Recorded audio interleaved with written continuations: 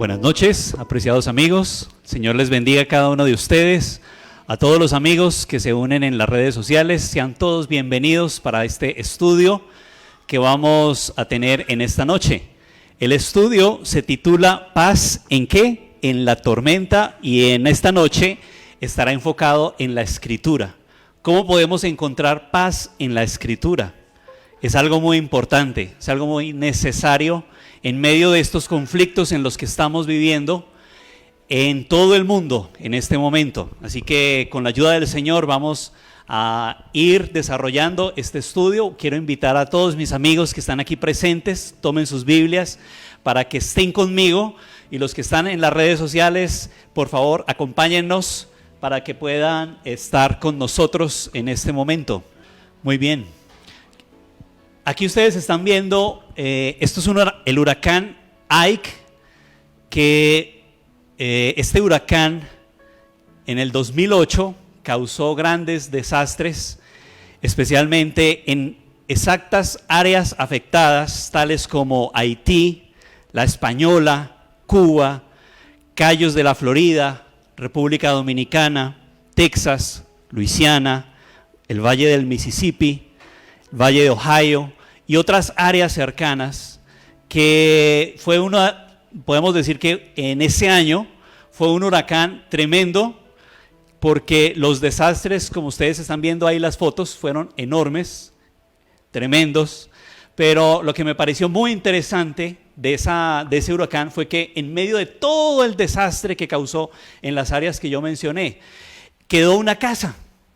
Una sola casa, en todo un vasto valle, una sola casa queda en pie, en medio de la devastación que dejó ese huracán. Y esa casa era de una familia, de una pareja de esposos, que en el 2005 otro huracán se había llevado su casa. Y con el seguro y un dinero volvieron a reconstruir la casa, pero cuando lo hicieron en esta zona, y decidieron al hacer nuevamente la casa, cavar profundamente, y colocaron pilares de concreto en lo profundo y construyeron la casa a 6,71 metros sobre el nivel del mar. Y fue una casa que después de ese huracán quedó, como ustedes están viendo. En el 2018, un huracán que se llamó el huracán Michael. Ese huracán afectó todo Estados Unidos, pero especialmente la costa de la Florida. Y aquí ustedes van a ver algunos cortes, pero fue un huracán muy tremendo.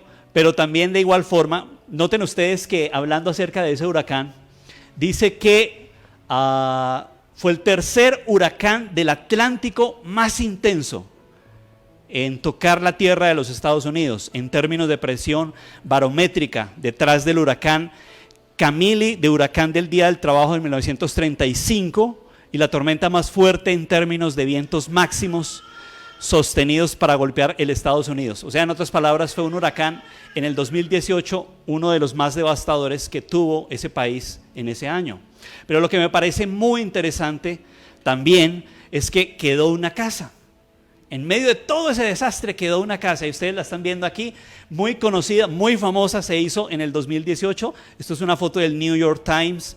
La casa en pie en medio de toda la devastación en Mexico Beach, Florida. Aquí ustedes la ven más de cerca. Y los que la hicieron decidieron hacerla con paredes totalmente de concreto fuerte, vidrios especialmente diseñados para soportar este tipo de huracanes a esa velocidad tan tremenda. Aquí está el dueño en el segundo piso, y aquí ustedes están viendo allá en la foto de la derecha, en toda la devastación, cómo esa casa quedó en pie.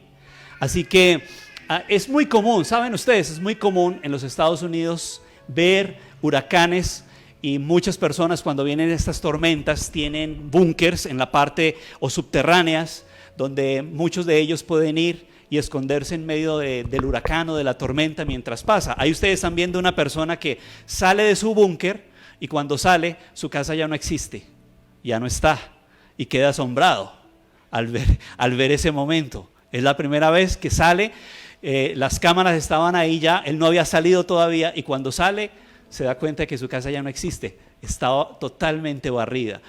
Apreciados amigos, hermanos, hay una tormenta que se avecina sobre este mundo. Hay una tormenta muy grande. Se avecina para todo el mundo, especialmente para el pueblo del Señor. Y por lo tanto, nosotros necesitamos tener nuestra casa ¿en dónde? ¿En qué? ¿Fundamentada en qué cosa? En Cristo Jesús. ¿Recuerdan ustedes esa parábola que nos menciona donde normalmente la contamos a los niños? Pero a los niños y a nosotros como padres de familia nos debe tocar, porque la familia en este tiempo debe tener su fundamento en la roca. Vamos a recordar esa parábola, ahí ustedes la ven. Mateo 7, tomen sus Biblias, acompáñenme. Jesús dijo estas palabras muy claras, muy ciertas en Mateo 7, el verso 24. Cualquiera que me oye, ¿qué cosa? Estas palabras y las hace, le compararé a un hombre prudente que edificó su casa ¿en dónde?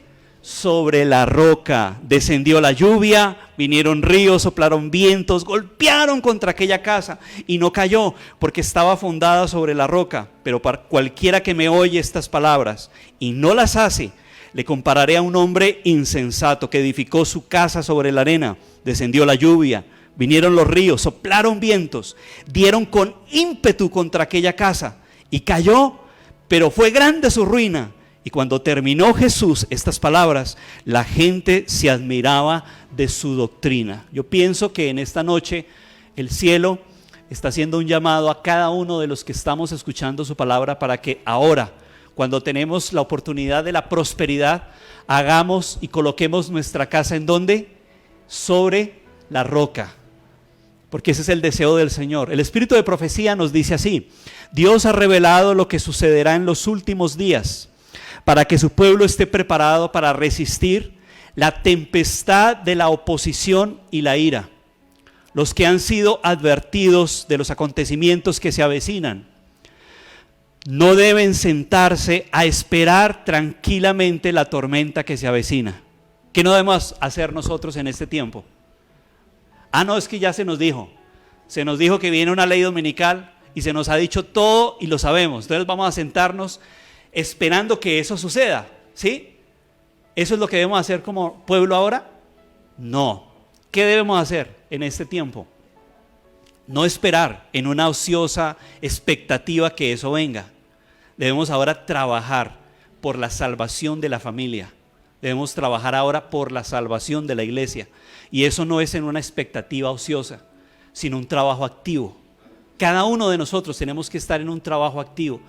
Tus talentos tienes que dedicarlos al Señor ahora. No puedes estar ocioso en la iglesia. No puedes hacerlo, porque estamos en un tiempo tremendo, donde todo lo que sea fácil de remover, se va a remover. Y van a venir cosas a la iglesia, al pueblo del Señor, y en medio de ese caos, y en medio de esa crisis que vendrá, muchos serán removidos. Muchos hermanos, familias van a ser removidos de sus lugares. Entonces, por ahora lo que está escrito acá es muy cierto. Debemos ser como hombres que esperan a su Señor, no en una expectativa ociosa, sino en un trabajo ferviente. Mientras los hombres duermen, Satanás está arreglando activamente las cosas para que el pueblo del Señor no tenga. Miren eso que está escrito en verde, amigos. Satanás está trabajando hoy tan activamente, ¿para qué? Para que el pueblo del Señor no tenga misericordia, ni qué más, ni justicia. ¿De quién? De las autoridades, de los gobiernos. O sea, hermano, estamos entrando en una época en la que Satanás está trabajando duramente con los gobiernos del mundo para que el pueblo de Dios, tarde que temprano, no tenga misericordia ni justicia. El movimiento dominical está trabajándose, está obrando por debajo, no lo vemos. Y los que se están uniendo a ese movimiento, las iglesias protestantes, el catolicismo, no ven a dónde va a terminar ese hilo conductor que ellos llevan. Ellos no se dan cuenta, pero estamos viendo cómo todo esto se está uniendo de tal forma que el pueblo del Señor no va a tener justicia ni misericordia. Por eso ahora nosotros necesitamos prepararnos. Muchas iglesias dicen que la reforma se acabó. Muchas iglesias uniéndose con la Iglesia Católica, hoy en este tiempo dicen la reforma terminó en el 2017. ¿Cuántos años llevamos después del 2017 de esa famosa reunión allá en el Vaticano, en Estados Unidos, donde muchos líderes protestantes dijeron la reforma se acabó? Ya las iglesias hoy tienen que estar unidas con la Iglesia Católica. Somos amigos, la Iglesia Católica ha cambiado, ya no es la misma de antes. Por lo tanto, la reforma se ha acabado. No necesitamos protestar. ¿Ya por qué vamos a protestar? La reforma se acabó. Ya no necesitamos protestar. Pero los problemas que existieron en los tiempos de Lutero son los mismos que existen hoy todavía. Hay muchas doctrinas que no tienen base bíblica, infundadas y creadas por la Iglesia Católica Romana. Y en ese tiempo, cuando Lutero se levantó para crear esa reforma, él basó su reforma en estos fundamentos que ustedes están viendo acá. Sola Escritura, la Biblia sola, ¿cierto? La Biblia sola. Solo la gracia, solo Cristo, solo la fe y solo la gloria. Entonces, esos son los fundamentos que la reforma protestante hoy debe tener. Y estamos predicando esta semana esta serie de conferencias basada en esos fundamentos con los cuales Lutero levantó su reforma y que hoy sigue. ¿O ustedes creen que esa reforma se acabó? O los amigos que me están escuchando en las redes sociales, ¿creen ustedes que la reforma ya se acabó? ¿Que no necesitamos hoy más reformas? No, las reformas siguen, las reformas continúan. Tenemos un mensaje claro que predicar, el triple mensaje angélico. Y en ese triple mensaje se nos habla de Babilonia y de los fieles que tienen que salir de Babilonia para que no sean engañados y sean partícipes de las plagas que caerán en ese sistema. Por lo tanto, cuando Lutero levantó su reforma y hoy, 2022, esa reforma sigue, nosotros tenemos que apoyarla. El espíritu de profecía lo dice de esta forma: la reforma no terminó como muchos lo creen al concluir la vida de Lutero. Tiene aún que seguir, ¿hasta cuándo? Hasta el fin del mundo. Entonces, ¿hasta dónde tiene que seguir la reforma que levantó Lutero? Hasta el fin del mundo. Miren luego lo que sigue. Lutero tuvo una gran obra que hacer, la de dar a conocer a otros la luz que Dios hizo brillar en su corazón. Pero él no recibió toda la luz que iba a ser dada al mundo. Desde aquel tiempo hasta hoy y sin interrupción, nuevas luces han brillado sobre las Escrituras y nuevas verdades han sido dadas a conocer. ¿Importante o no? ¿Por qué necesitamos la reforma hoy? Nuevas verdades han salido. ¿A ustedes no les ha pasado que cuando vienen a la iglesia, wow, eso yo no lo sabía? ¿Dónde está ese verso? Yo no había interpretado ese verso de esa forma. Nueva luz ha ido surgiendo a medida que Lutero levantó su reforma y hasta el 2022. Hoy, nuevas verdades han salido con un significado diferente, nuevo, de acuerdo al contexto en el cual estamos. Nueva luz que nunca contradecirá la antigua, pero que más bien sostendrá la antigua y la mejorará. Por lo tanto, hoy estamos viviendo en un tiempo en que tenemos una luz mucho mayor y por esa razón necesitamos estudiar la Biblia. ¿Cuántos les gusta estudiar la Biblia? ¿Pocos o muchos? Debiera ser muchos, ¿no? Que les guste estudiar la palabra. Porque saben, amigos, la reforma de Lutero se levantó en base a la Biblia. ¿Sabían eso o no? En base a solo la Biblia. Y hoy estamos estudiando paz en la Biblia. Pero si tú no lees la Biblia, ¿cómo vas a encontrar paz? Necesitamos leer la Biblia. Hoy más que nunca. Nosotros somos reformadores, decimos. Movimiento de reforma. ¿Y eso qué significa esa expresión? Que estamos en constante, ¿qué cosa? Reforma. Si te quedas estancado, no estudias tu Biblia, no la lees, te vas a quedar estancado. Vas a quedar enano espiritual y tarde que temprano la crisis te lleva. Necesitamos hoy estudiarla, mucho más que antes. Necesitamos dejar la pereza y leerla mucho más. ¿Qué dice la Biblia? ¿Recuerdan ese salmo tan lindo que el Señor Jesús dejó para nosotros? Bienaventurado el varón que no anduvo en consejo de malos, ni estuvo en camino de pecadores, ni en silla de escarnecedores se ha sentado, sino que en la ley de Jehová está, ¿qué cosa? Su delicia, y en su ley, ¿qué hace? Medita. ¿Cuándo? De día y de noche. ¿Por qué es necesario estudiar la Biblia?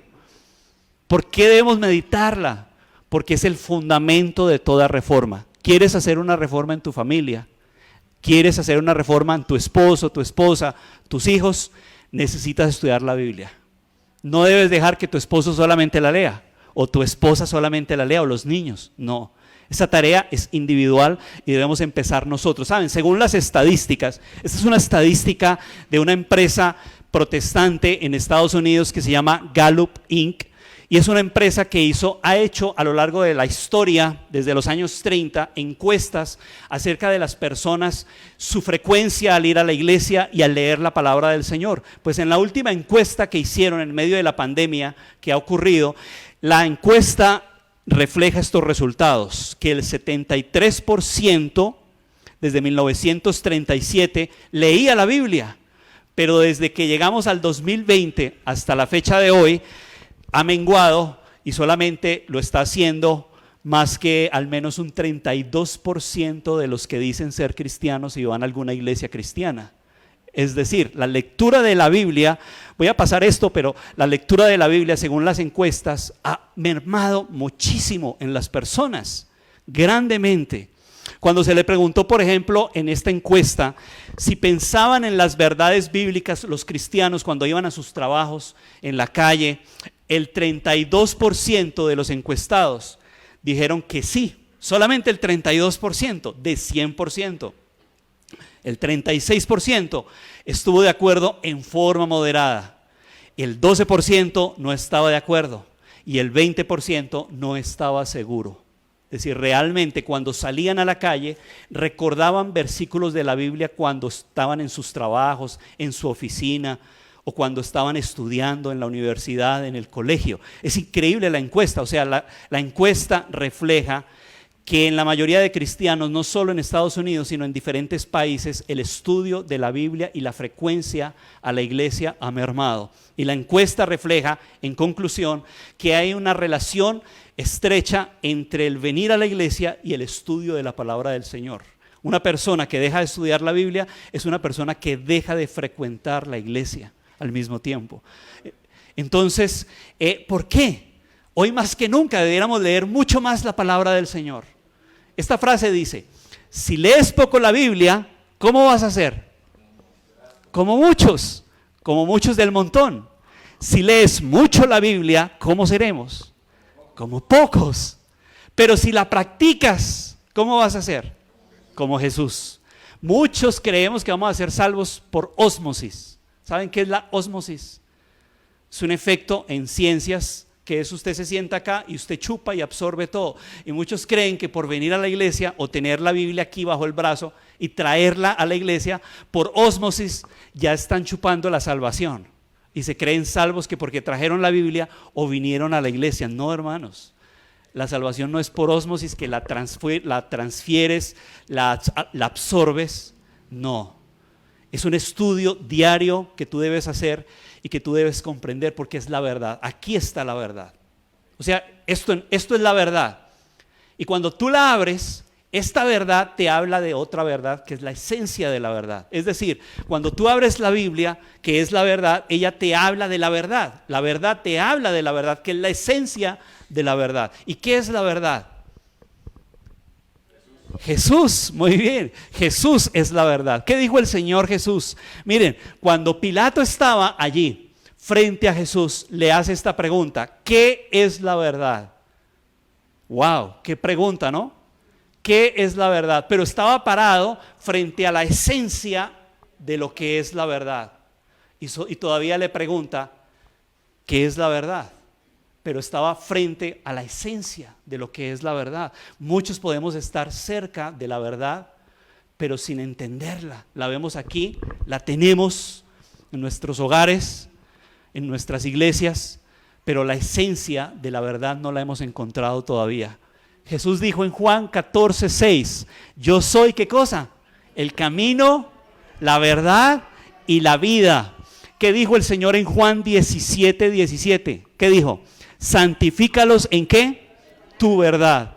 Tu palabra es ¿qué?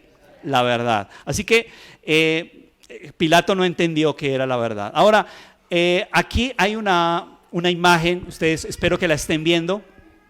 Esta imagen es muy conocida porque es una parábola hindú. Y es una parábola que está mostrando cómo diferentes ciegos describen el elefante. Son ciegos y describen el elefante. O sea, es una famosa parábola hindú, pero muchos han usado esta parábola para enseñar de que la verdad es relativa. ¿Entienden ustedes esta expresión? Que la verdad es relativa, es decir, lo que tú crees de una cosa es valedero. Lo que yo creo en cuanto a esa misma verdad, para mí también es valedero. Entonces, tu verdad es verdad y mi verdad también es verdad. O sea, la verdad es relativa desde donde tú lo quieras mirar. Entonces, en la mayoría de universidades ateas, donde se enseña que Dios no existe, enseñan esta parábola. Pero la misma parábola te da a entender que la esencia de la verdad está allá al fondo, pero tienes que palparla y encontrarla para que puedas encontrar la verdadera esencia de lo que es la verdad. Entonces, la parábola te dice que llega diferentes ciegos y empiezan a palpar el elefante, ¿no? Y cuando lo están palpando, entonces el primero se acerca y cayéndose sobre su ancho y robusto costado, dice: Santo Dios, el elefante es muy parecido a una pared, dice uno. El segundo, palpándole el colmillo, exclama: caramba, ¿qué es esto tan redondo, liso y afilado? Para mí está muy claro, esta maravilla de elefante es muy parecido a una lanza. Cada uno describía lo que era el elefante, ¿no? El tercero se acercó al animal, tomando entre sus manos la retorcida trompa, valientemente exclamó: ya veo, el elefante es muy parecido a una serpiente, porque le tocaba la trompa. El cuarto, ansiosamente le palpó alrededor de la rodilla y dijo: evidentemente, a lo que más se me parece, esta bestia, está muy claro, es a un árbol. Y el quinto, incluso el hombre más ciego, es capaz de decir lo que más se parece. Bueno, entonces, cogiéndole la oreja, dice: el elefante es parecido a un abanico. Entonces, vea, cada uno describió la verdad de acuerdo a su percepción, a la percepción. Pero en el fondo de esta parábola, ahí está el elefante, ¿sí o no? Entonces, hoy muchas personas, o este mundo, digámoslo así, vive en un relativismo moral, podemos decirlo. ¿Qué es ese relativismo moral? Vuelvo a decirlo, cada uno piensa que su propia teoría es verdad, exacto, de acuerdo a su propia conveniencia. Pero allá en el fondo está la verdad. Miren ustedes estas imágenes. Por ejemplo, este está acá y este está aquí, ¿no? Este lo va a acuchillar, lo va a matar, lo va a sacrificar. Y él dice: bueno, esto no es nada personal, es solamente parte de mi cultura, que nosotros somos caníbales y nos comemos la gente. Entonces este dice: bueno, en mi cultura es costumbre vivir muchos años. Silencio, le dice el otro, no querrás imponerme tus valores. Para mí está bien matar y te voy a matar, ¿no? Ahora miren la otra escena, allá a la derecha. ¿Qué dice este cartel? 2 más 2 es igual ¿a qué? A 5. Miren este otro, 2 más 2 es igual a 3, 1 más 2 es igual a 7, 2 más 2 es igual a 3,5. Y cada uno hoy, hermanos, tiene una teoría de la verdad. Bueno, yo les digo a ustedes, yo les pregunto, ¿hay verdades absolutas o hay verdades relativas? ¿La verdad es relativa en el mundo? Muchos dicen sí, la verdad es relativa, no existe nada absoluto. Pero si así fuera, pues 2 más 2 no debería ser 4.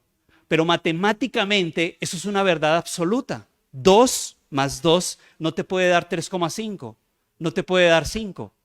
2 más 2 te tiene que dar obligatoriamente 4. En la vida hay verdades absolutas. O yo les pregunto, ¿ustedes se subirían a un avión que saben que el piloto apenas está iniciando a estudiar la carrera de aviación? ¿Se subirían en un avión así? Cuando saben ustedes que el piloto está ahí. El piloto apenas está iniciando su carrera de aviación. Hoy, no, eso es una verdad absoluta. Si te subes a un avión, debes comprender que el piloto debe haber pasado una experiencia muy clara en aviación. ¿O tú le prestarías tu cabeza para que un cirujano se la abra y el cirujano apenas está estudiando medicina dice, uy, esta cabeza la veo como una mandarina y entonces la va a empezar a abrir hasta ahora, porque apenas está iniciando el estudio de medicina? No, hermanos, amigos, hay verdades absolutas en la vida. Por ejemplo, ¿cómo hacen los cohetes para salir del espacio? Deben tener reglas matemáticas para poder salir y poder bajarlos. Esas son verdades absolutas. El universo está formado por leyes y esas leyes son verdades absolutas, no son verdades relativas o leyes relativas. Entonces, hoy asistimos a personas, conceptos en el mundo que creen que la palabra del Señor o este libro ya no debemos leerlo porque está fuera de contexto, porque las verdades hoy son relativas y no son absolutas, y este libro ya quedó anticuado, ya no es para leerlo. Estamos viviendo en una era posmoderna, diferente, y por lo tanto no debemos preocuparnos por estas personas, los cristianos que leen la Biblia. Saben ustedes, hay lugares en Facebook donde se han abierto sociedades que están tratando de destruir el cristianismo, dándole like hacia abajo. El cristianismo muere, tiene que morir en esta época en la que estamos viviendo. Pero muchos de estos jóvenes que dicen ser ateos, que no leen la palabra del Señor, muchos de ellos, cuando se les pregunta sobre lo que hizo Hitler, sobre las matanzas que han ocurrido en la historia, muchos de ellos dicen, wow, eso es horrendo, eso está mal.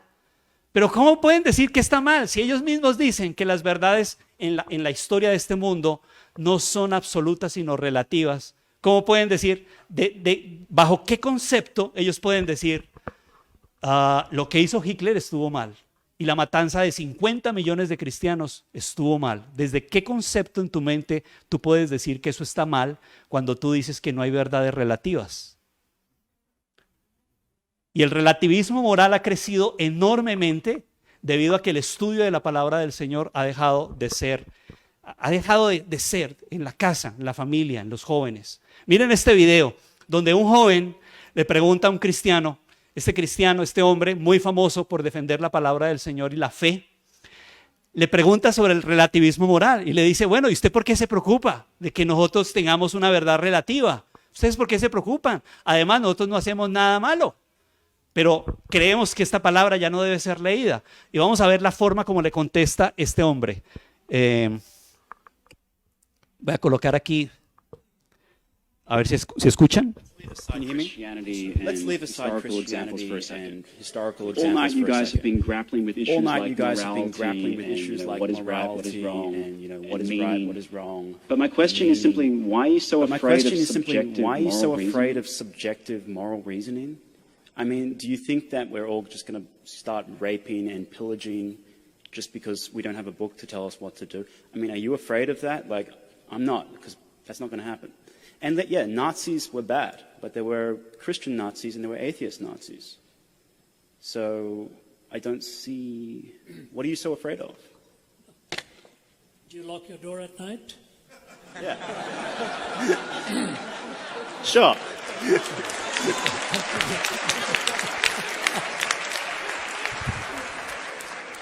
You know, I hear what you're saying. Sounds very cavalier, though.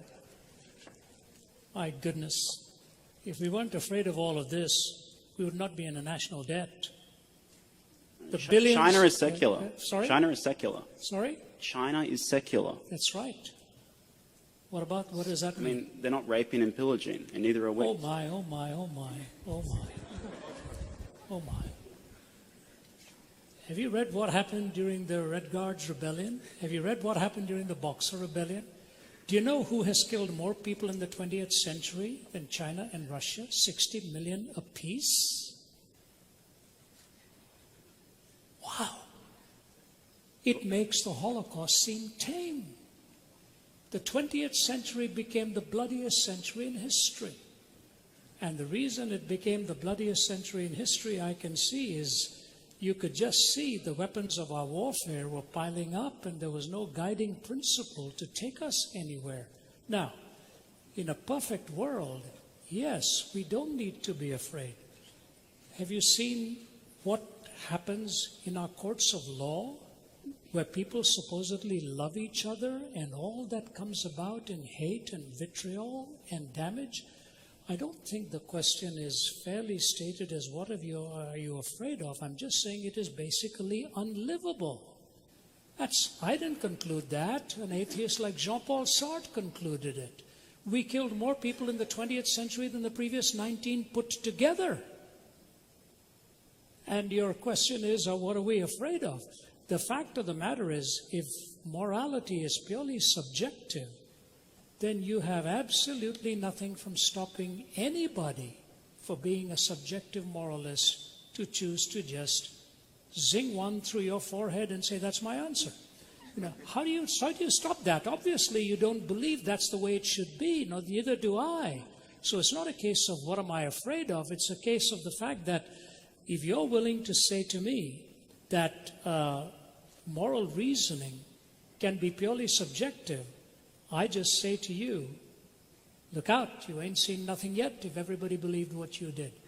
Do you know, funny, interesting, when I was in the Soviet Union, former Soviet Union, Stalin eliminated 15 million of his own people. 15 million of his own people. And at the Center for Geopolitical Strategy, they didn't want to even name his name and so on. His daughter, Svetlana, made the comment. It is quoted both by Malcolm Muggeridge in his writings and by historian Paul Johnson in Modern Times. Svetlana was standing by the bedside of her father before he died. She said the last thing he did was clench his fist toward the heavens one more time, put his head back on the pillow, and he was gone. This is his daughter raising the question, whatever got into my father to have that kind of hatred and hostility? And when 15 million were killed of his own people, it is interesting that the faculty members and the general who chatted with me there, my wife will tell you, sat around the table with tears in his eyes when he watched what had been done to his own country by his own leadership. So subjective morality would be very good if we all wanted to be nice people and live around each other without any fear of each other.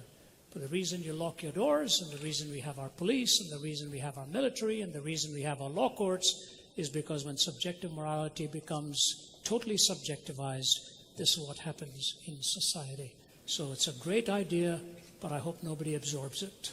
Thank you. We go on. Con Rusia y Ucrania. Bueno, Rusia dice, tenemos el derecho a hacerlo. Y para ellos está bien. Es una moral subjetiva, ¿no? Como decía este hombre, relativa. Entonces, en este mundo estamos viviendo una moral relativa tremenda en la cual la palabra del Señor y los principios morales que hacen una nación, un país, un gobierno, un mundo diferente basado en los fundamentos de la ley de Dios no existe hoy. Pero es porque este libro ha dejado de ser leído. Y nosotros hoy necesitamos leer la palabra del Señor, mucho más, para que los principios que están aquí puedan ser reales en nuestro corazón, en nuestra vida. Jesús hablando de la palabra, ¿qué dijo él de la Biblia? Anoten estos versos, léanlos conmigo. Comenzando desde Moisés, por ejemplo, siguiendo por todos los profetas, les declaraba en todas las escrituras lo que de él decía. O sea, la Biblia, siempre que tú leas la Biblia en diferentes partes de ella, te va a decir de quién, te va a hablar de quién, de Jesús, porque es la verdad, es la verdad. ¿Qué otro verso hay? Vamos a leerlo, Juan 5:39, muy conocido, ¿recuerdan? Escudriñad las escrituras, porque vosotros os parece que en ellas tenéis ¿qué cosa? La vida eterna, y ellas son las que dan testimonio de mí. Pero hoy tristemente la palabra del Señor, como aparece en esta imagen, está aquí debajo. Hay muchos libros que leer, muchas cosas que ver, y la Biblia debajo. Y este joven o ese se pregunta, me pregunto por qué ya no oigo la voz del pastor, ¿por qué será? Pero hay muchas cosas que embargan a los jóvenes y a la gente de la sociedad hoy, ¿no? Muchas cosas, muchos ruidos. y el cristianismo se va apagando paso a paso, como ven acá, que tu comunión con Dios no sea como la Coca-Cola. Primero, ¿cómo? Normal, después light y ahora cero. Ahora, en la Biblia, amigos, en la Biblia hay una experiencia de la palabra del Señor que siempre me ha gustado. Es el caso de Josías. ¿Cuántos recuerdan a Josías? Josías es una experiencia muy interesante de la Biblia. Yo quiero enfocarles, por favor vayan conmigo si quieren buscar en Segunda de Reyes 22. Ustedes van a encontrar la historia de Josías. No tenemos tiempo de hacerlo acá, leerla completamente, pero vamos a hacer un resumen para que ustedes vean lo interesante en el enfoque de la palabra del Señor y la reforma en nuestras familias hoy. Josías comenzó a gobernar el pueblo de Israel cuando tenía 8 años de edad. Era nieto de Manasés, hijo de Amón, y su madre se llamó Idida. Ella lo educó en los caminos del Señor y lo hizo también porque la palabra del Señor nos dice en 2 de Reyes 22:2, Josías obedeció a Dios en todo, pues siguió fielmente el ejemplo de su antepasado David. O sea que ¿cómo fue David? ¿Cómo fue Josías? Fue un muchacho consagrado al Señor desde los 8 añitos. Ahora, ¿saben qué significa Josías? Dios trae salvación. Y 2 de Crónicas 34:2 dice, hizo lo recto ante los ojos de Jehová, anduvo en los caminos de David, sin apartarse a la derecha ni a la izquierda. ¡Wow! O sea, qué consagración que tuvo este joven. Vean, la consagración de Josías fue tal que si ustedes van a leer Segunda de Reyes, háganlo, hagan el ejercicio, Segunda de Reyes 23:25, ustedes van a encontrar que allí dice la palabra del Señor que este joven fue incluso mejor que Salomón, David, Josafat, Ezequías, y no hubo otro rey después de él, ni antes ni después. Wow, cuando yo leí ese texto, yo dije, Josías debe tener algo para nosotros hoy que necesitamos como pueblo. Empezamos a leer, usted empieza a cavar en la historia de Josías, por qué la Biblia dice que no hubo rey ni antes de él ni después de él. Usted analiza, bueno, ¿qué fue lo que hizo Josías? Bueno, Josías a los 18 años empieza a hacer una reforma en el pueblo e invita a todos a hacer una reforma. ¿Cómo es que empieza a hacer esa reforma? Miren, uno de las primeras reformas que hace es volver a traer el templo y abrirlo. El templo estaba lleno de toda clase de ídolos. Por favor, lean ustedes Segunda de Reyes 23, todo el capítulo. Ustedes van a ver cómo es la reforma de Josías tratando de purificar el templo y sacar todo lo que había allá. Noten, si ustedes van un momento a Segunda de Reyes 22, miren esta expresión que aparece allí.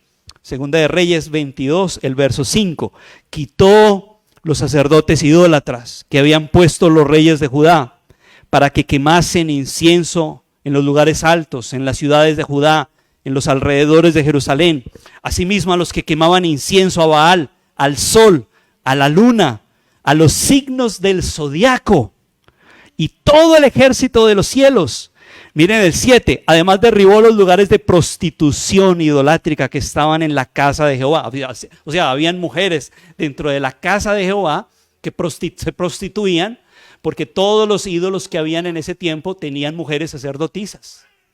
Entonces la reforma que hizo fue tremenda, la reforma que hizo Josías, y organizó una campaña para pagarle a los trabajadores que pudieran venir y reformar y construir nuevamente el templo. Y en medio de esas reformas, un sacerdote se encuentra un libro. Y entonces se lo lee a otro y le dice, mira lo que me encontré. ¡Wow! Vamos a llevárselo a Josías. Van y se lo llevan a Josías y ustedes van a ver qué pasa. Segunda de Reyes, si quieren seguir la lectura, capítulo 22, el verso 10. Vayan conmigo, abran la Biblia, Segunda de Reyes 22:10. Asimismo el escriba Safán declaró al rey diciendo, el sacerdote Hilcías me ha dado un libro. Y lo leyó Safán delante del rey. Y cuando el rey hubo oído las palabras del libro de la ley, rasgó sus vestidos. ¿Qué hizo Josías cuando escuchó la lectura? O sea, ¿qué dijo él? ¡Wow! ¿Pero qué es esto? Ese libro estaba allá, botado, llevaba muchos años en el polvo, Alguien lo encuentra en las reformas que estaban haciendo del templo, se lo llevan a él, él escucha la lectura y dice, Señor, ¿pero qué es esto? Es el libro que Moisés había dejado. ¿Recuerdan ustedes cuando Moisés, aparte de las tablas que se metieron dentro del arca, se le dijo a él que hiciera un libro y que fuera escribiendo muchas leyes? Esas leyes Moisés las escribió en un libro y quedaron al lado del arca. Pues ese libro de Deuteronomio estaba perdido y Josías lo encuentra junto con los sacerdotes en medio de esa reforma y reconstrucción del templo. Y cuando Josías escucha, se rasga los vestidos. ¿Cuántos de los que estamos acá podríamos rasgarnos los vestidos o lo haríamos acá al escuchar la palabra del Señor con reverencia y con ese deseo? Hermanos, yo creo que hemos perdido el amor por el estudio de la Biblia. Hemos perdido ese deseo, ese amor que tuvo Josías a tal punto que se rasgó los vestidos y llamó a una reforma, llamó a todos los sacerdotes, llamó al pueblo para que fueran a Jerusalén, al templo y escucharan el libro de la ley, lo escucharan completo. Entonces reunió todo el pueblo y si ustedes siguen leyendo, que no tenemos tiempo para hacerlo, la reforma que él trajo fue grande en ese momento por la lectura de la Biblia. ¿Recuerdan ustedes que Lutero comenzó su reforma porque también encontró un libro? Él vivía en un monasterio, ¿recuerdan ustedes o no? Vivía en un monasterio y un día decidió bajar en uno de los pisos de abajo y se encontró una Biblia encadenada. Nunca había leído la Biblia, solamente porciones, pero la Biblia entera nunca la había leído. Y la encuentra y empieza a leerla. Para él fue de asombro, algo hermoso haber encontrado la palabra del Señor. Y el espíritu de profecía dice, un día, mientras examinaba unos libros allá en la biblioteca de la universidad, descubrió Lutero una Biblia latina. Jamás había visto aquel libro, hasta ignoraba que existiera. Había oído porciones de los evangelios, de las epístolas que se leían en el culto público. Suponía que eso era todo lo que contenía la Biblia. Pero ahora veía por primera vez la palabra de Dios completa, con reverencia mezclada de admiración. Hojeó las sagradas páginas y dijo, si Dios quisiera darme para mí otro libro como este, ¿serían estas las tuyas también, tus palabras? Oh, qué hermoso, el mejor libro de todos, la palabra del Señor. Los ángeles del cielo, dice acá, estaban a su lado y los rayos de luz del trono de Dios revelaban a su entendimiento los tesoros de la verdad. Hermanos, lo que provocó la reforma en los tiempos de Lutero fue el encuentro con la Biblia. Lo que va a traer una reforma para nosotros en este tiempo será el encuentro con la palabra del Señor. ¿Creen eso o no? Amén. Un encuentro personal con el Señor es lo que traerá una reforma. Cuando Josías encontró la Biblia, miren las reformas que se hizo. La mayor reforma fue la interior, obviamente. Muchos se arrepintieron, se convirtieron al Señor, dejaron sus apostasías, la adoración a ídolos. Fue grande las cosas que empezaron a ocurrir después de la lectura de la Biblia. Una fue, los sacerdotes empezaron a venir, empezaron a trabajar en el templo. El arca sagrada se trajo de nuevo, se decidió celebrar una fiesta que hacía mucho tiempo no se realizaba. Jerusalén quedó repleta de adoradores, hasta vino gente de otros países, vinieron a esa fiesta, además porque querían conocer a Josías, y porque también querían escuchar de ese libro que habían encontrado. Y la fiesta fue tan tremenda que se mataron 37,000 corderos en ese día. 300 cabritos, 3,500 bueyes, ¿cómo les parece? Fue la mayor Pascua que se hizo de los últimos 500 años en su tiempo. Hermanos, ¿notan ustedes cuando la Biblia se encuentra de nuevo? Cuando la Biblia se encuentra de nuevo en el hogar personal, en la iglesia, la reforma que puede ocurrir es grande. Tremendo, ¿no? ¿Estamos de acuerdo o no? Entonces necesitamos estudiar la palabra del Señor, hacerla nuestra. ¿Y cuánto de las escrituras se nos ordena creer? ¿Poco o todo? ¿O solamente lo que me conviene? Todo. Toda la escritura es inspirada por el Señor, dice. Otro texto, para creer todo lo que los profetas han dicho. Todo. Tanto el Antiguo como el Nuevo Testamento. La Biblia, especialmente, mañana ustedes lo van a ver conmigo. El Antiguo Testamento ya hablaba de Cristo en diferentes parábolas. Como tú, por ejemplo, puedes encontrar a Cristo en Enoc. ¿Cómo puedes ver a Cristo en Noé? ¿Cómo puedes ver a Cristo en David? ¿Cómo puedes ver a Cristo en niños que nacían en el Antiguo Testamento? Porque toda la palabra es un reflejo de Jesús. Mañana lo vamos a ver. Mañana es paz en Jesús y veremos a Jesús en casi todo el Antiguo Testamento. No lo vamos a ver todo porque no nos dará el tiempo, pero veremos algunas cosas. Así que cordialmente invitados para mañana, para esa experiencia. La palabra del Señor también dice en Apocalipsis 1:1. Miren lo que dice.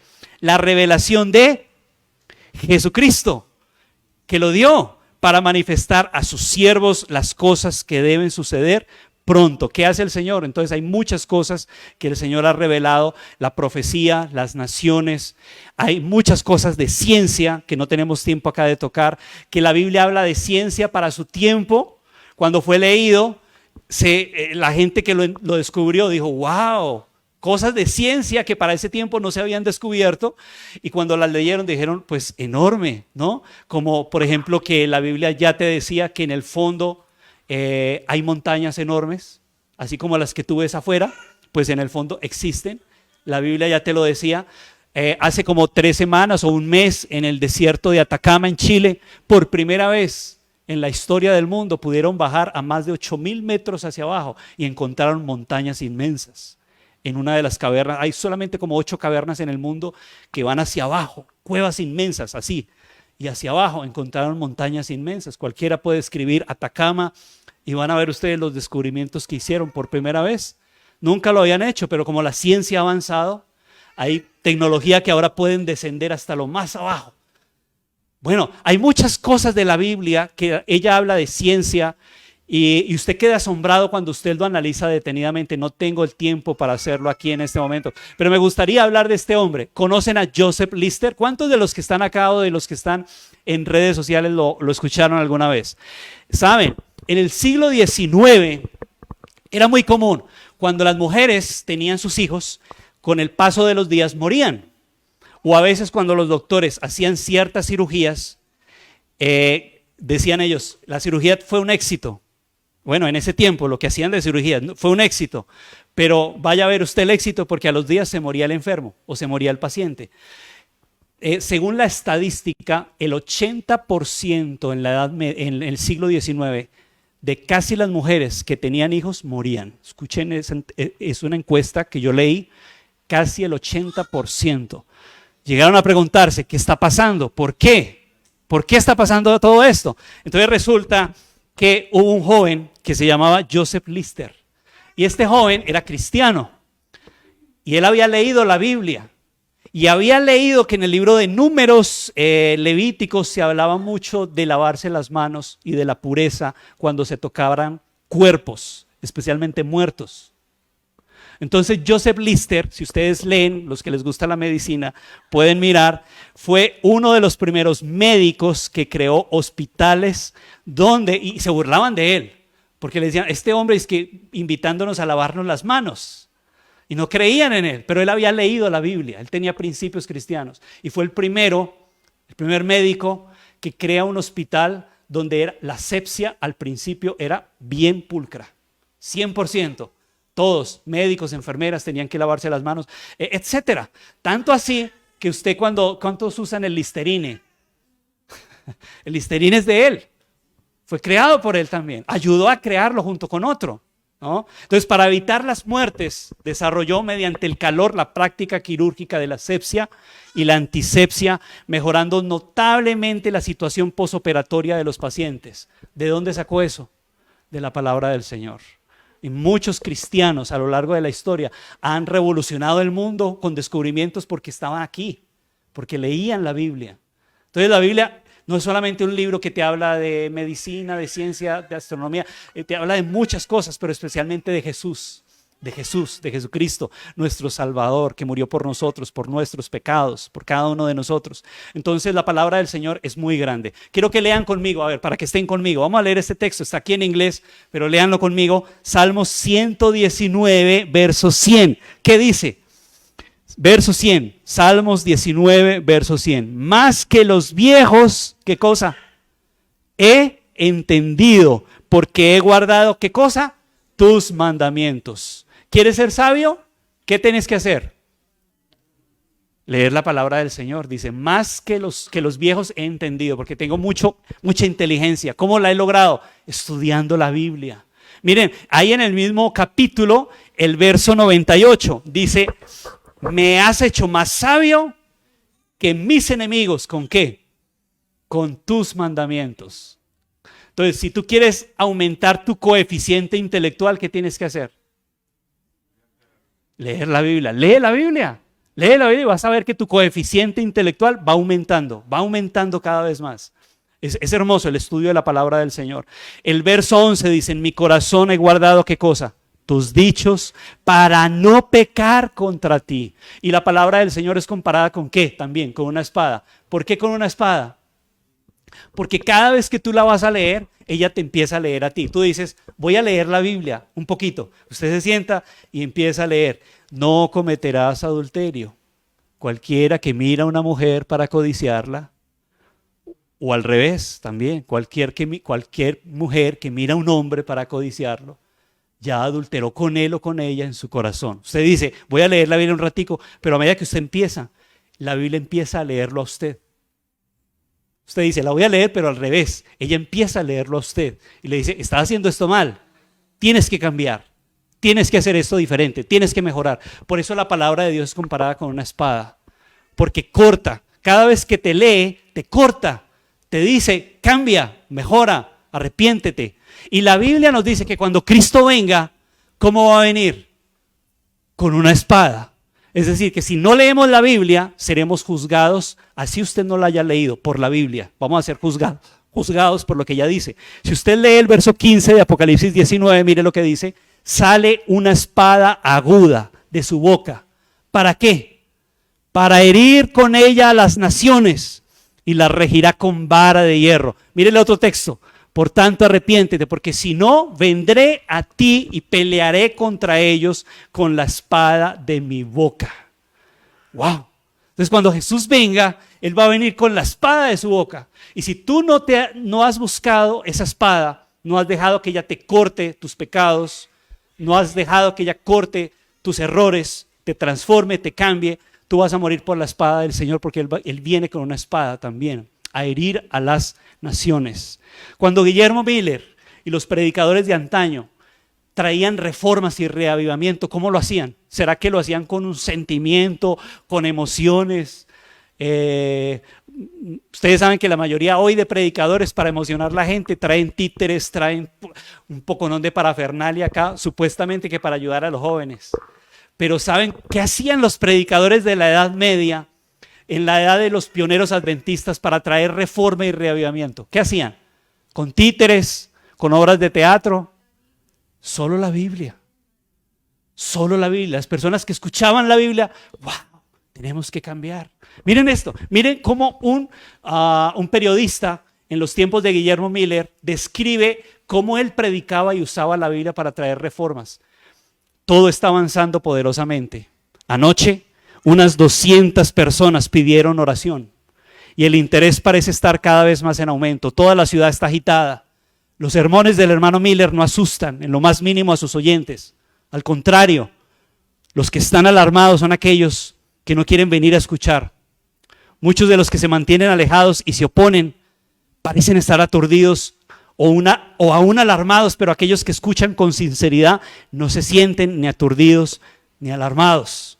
El interés que despierta en sus sermones es de índole serena, desapasionada, aún cuando este es el reavivamiento más grande que jamás se haya visto en los Estados Unidos. No existe un emocionalismo apasionado, más bien el mensaje parece arraigarse profundamente en la mayoría de la comunidad.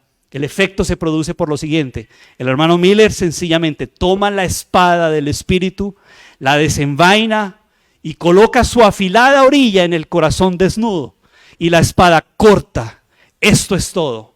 Ante el filo de esta arma poderosa, la infidelidad cae, el universalismo se marchita, falsos fundamentos se desvanecen y los mercaderes de Babilonia se maravillan. Me parece a mí que esto debe parecerse más a los reavivamientos apostólicos que cualquier otro evento que hayan visto los tiempos modernos. ¿Cómo les parece? Amén, ¿no? Amén. Entonces, los reavivamientos debieran centrarse no en emocionalismo, palabras rebuscadas, sino en el estudio de la Biblia. Cuando la Biblia dejamos que hable, ella va a cortar. En los sinceros cortará y traerá reformas. En los que no, obviamente pasará de largo. Pero en los que quieran recibirla de corazón, traerá un reavivamiento. La mundanalidad en la iglesia, que es la mayor causa de la muerte espiritual, se debe a la influencia de miembros egoístas y ociosos. Hay que coartar esta enfermedad mortal.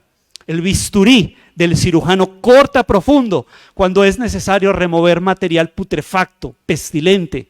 Asimismo, la palabra de Dios, más aguda que toda espada de dos filos, debe cortar hasta el corazón, o el mal nunca será quitado. Deseamos que el Señor obre esa cirugía en nosotros. ¿Cuántos quieren que esa cirugía se obre en sus vidas? Y que permitamos que esa espada corte, nos transforme, nos cambie y nos ayude. Segunda de Corintios 5:17 dice, si alguna persona está en Cristo, ¿qué va a pasar? Nueva criatura es. Las cosas viejas pasaron. Yo te invito a mi querido amigo que me estás escuchando en las redes sociales, a mis amigos acá presentes, estudia la Biblia. Es hora de hacerlo. Cada vez que la estudies con sinceridad, va a traer una reforma para ti personal, para tu hogar, para tu familia. Necesitamos que nuestros niños la estudien también. La palabra de Dios dice, lámpara es a mis pies tu palabra y lumbrera a mi camino. ¿Cuántos se acuerdan del 2010, de 33 mineros en Chile? ¿Recuerdan? ¿Cuántos se acuerdan todavía de esa experiencia? 33 mineros en Chile, quedaron en lo profundo, allá. Mírenlo, aquí está la imagen. 33 mineros, no sabían cómo rescatarlos. Pasaron los días y pudieron abrir un boquete así de largo hasta abajo para llevarles oxígeno, al menos para que respiraran, mientras que miraban cómo podían sacarlos. Luego, después, con el paso de los días, se idearon la manera de bajar cosas y bajaron un mensaje. ¿Qué necesitan? Díganos, ¿qué necesitan? Uno dijo, tráigame una cerveza, tráiganos cerveza. Y subió el mensaje, le bajaron un mensaje. No, en este momento que ustedes están de crisis, no pueden ponerse a beber cerveza, nada de eso. Otra cosa. Entonces, uno por allá escribió, tráiganos Biblias. Entonces sube el mensaje y leen, y los que estaban afuera, ¿qué hicieron? Buscaron 33 Biblias del Nuevo Testamento y una Biblia completa del Antiguo y del Nuevo Testamento, y las bajaron por ese boquete. Y los jóvenes, estos 33 mineros, empezaron durante los días que quedaron, mientras que abrían y los rescataban, empezaron a leer la Biblia, y ustedes van a mirar las cartas que ellos dejaron. Cartas donde ellos escribían cómo se sintieron animados, se sintieron en medio de esa situación que muchos decían, vamos a morir. Muchos de ellos ya habían escrito cartas a sus esposas diciendo, vamos a morir, cuida a mis hijos, haz esto, cuida la casa, tal cosa. Eso pasó, ¿no? Y la noticia corrió por todo el mundo, los periódicos de todo el mundo, hablando de ese suceso, hasta que finalmente estos 33 mineros son rescatados. Pero la historia que yo les traigo a ustedes, pues es esa, pero más allá. ¿Qué hizo la Biblia en ese momento de crisis para ellos? Los consoló, los fortaleció. Y yo sé que si usted que me escucha hoy, tienes conflictos, situaciones difíciles en su casa, en su hogar, lee la Biblia. El Señor te va a dar luz, te va a ayudar a solucionar tus problemas y vas a traer paz, vas a recibir paz en tu corazón, pero especialmente a Jesús en tu vida, en tu corazón, si estudias la palabra del Señor. Quiero leer este texto como parte final de mi estudio. Dice, entonces, Lucas 24:35, ellos contaban las cosas que les habían acontecido en el camino y cómo le habían reconocido al partir el pan. ¿Se acuerdan de esos jóvenes que iban camino a Emaús y se aparece Jesús y les dice, ¿por qué están tristes ustedes? Y Jesús se transforma, ellos no creían que era Jesús y Él les dice, vea, les voy a leer todo lo que la Biblia dice de mí. Y empezó desde el Antiguo Testamento a leerles versículos para que ellos vieran, en medio de su tristeza, de que Jesús tenía que resucitar. Y ahora llegan a la casa. Y cuando llegan a la casa, ¿cómo lo reconocieron? Cuando Él cogió el pan y lo partió. Por eso el verso dice, entonces ellos contaban las cosas que les habían acontecido en el camino y cómo lo habían reconocido al partir el pan. Este es su pan, este es nuestro pan. Si usted hoy abre la Biblia y come de este pan, ¿qué va a hacer? ¿Qué vamos a reconocer? ¿A quién? ¿Quiere esa experiencia para usted? Ojalá que sí. Dios te bendiga y Dios nos ayude a encontrar a Jesús en la palabra del Señor. Amén.